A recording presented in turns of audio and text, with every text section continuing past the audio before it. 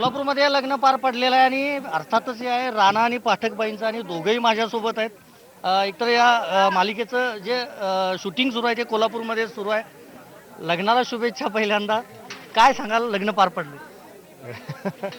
खूप मजा आली. म्हणजे एकदाचं लग्न झालं राणाचं, म्हणजे महाराष्ट्र जे आतुर होता ते आता त्यांची प्रतीक्षा आता थांबलेली आहे. आता राणाने लग्न केलेलं आहे. आता तुम्ही पुढच्या मजा बघा काय असेल. लग्नानंतरची तुमची प्रतिक्रिया? एकदाचं लग्न झालं अशीच प्रतिक्रिया आहे. कारण राणा लग्न करेल का नाही, करेल का नाही, एकदा नाही एकदा हो मध्ये फायनली त्यांनी हो म्हणलेलं आहे. मुळात माझ्या आईचा होकार आलेला आहे आणि त्यामुळे हे सुखानी लग्न पार पडलेलं आहे. त्यामुळे खूप आनंदात आहोत आता आम्ही.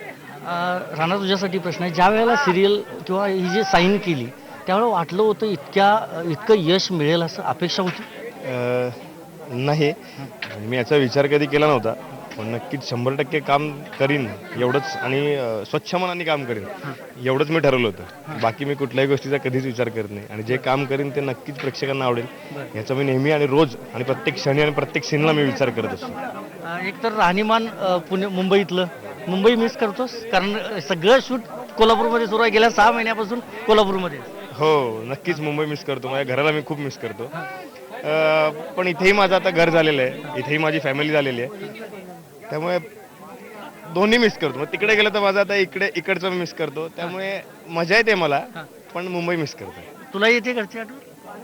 घरची आठवण कोणाला येत नाही, पण इकडचं शूटिंगचं वातावरण आता इतकं कम्फर्टेबल झालंय की आम्हाला सगळी फॅमिलीच वाटते एकमेकांची. म्हणजे आमचे आई बाबा, राणाचे बाबा, अशी सगळी एकमेकांची फॅमिली आणि आम्ही एकत्र असतो सारखे शूटिंगला. सध्याच्या काळात तर खूप एकत्र होतो, त्यामुळे खूप मजा येते शूटिंग.